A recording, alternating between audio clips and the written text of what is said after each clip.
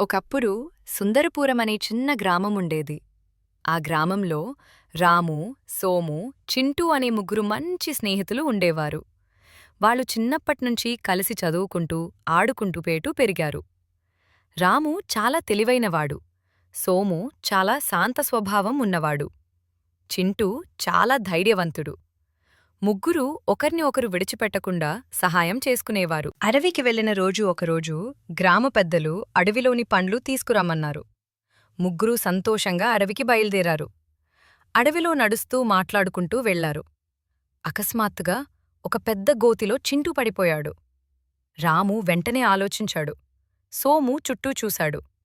రాము అన్నాడు, భయపడకు చింటూ, మన తెలివితో బయటపడదాం. వాళ్లు చెట్టుకు కట్టిన తాడు వేసి చింటూని బయటికి తీసుకొచ్చారు. చింటూ సంతోషంగా, మీరు లేకపోతే నేను బయటకు రాలేనేమో అన్నాడు. అడవిలో ప్రమాదం. ముందుకు వెళ్లగానే ఒక పెద్ద ఏనుగు ఎదురయ్యింది. అది కోపంగా వాళ్ళవైపు వచ్చింది. సోము నెమ్మదిగా అన్నాడు, పరుగెత్తితే ప్రమాదం, ఆలోచిద్దాం. రాము వెంటనే చెట్టెక్కాడు. సోము కూడా ఎక్కాడు. చింటూ మాత్రం చిన్నగా ఉండడంతో ఎక్కలేకపోయాడు.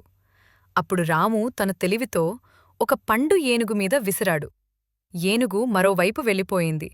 చింటూ తప్పించుకున్నాడు. వర్షంలో చిక్కుకున్నారు. తిరుగు ప్రయాణంలో వర్షం మొదలైంది. అడవిలో దారి కనిపించలేదు. సోము అన్నాడు, భయపడకండి, నక్షత్రాల దిశ చూస్తే దారి తెలుస్తుంది. రాము అతని మాట విన్నాడు. ముగ్గురూ కలిసి నడిచారు. కొంతసేపటికి గ్రామం కనిపించింది. గ్రామానికి చేరుకున్నారు గ్రామ ప్రజలు. వాళ్ళని చూసి ఆనందపడ్డారు. పెద్దలన్నారు, మీరు స్నేహంతో, తెలివితో పెద్ద పని చేశారు. ముగ్గురూ నవ్వుతూ చెప్పారు, స్నేహం ఉంటే ఏ కష్టమైనా తేలికే.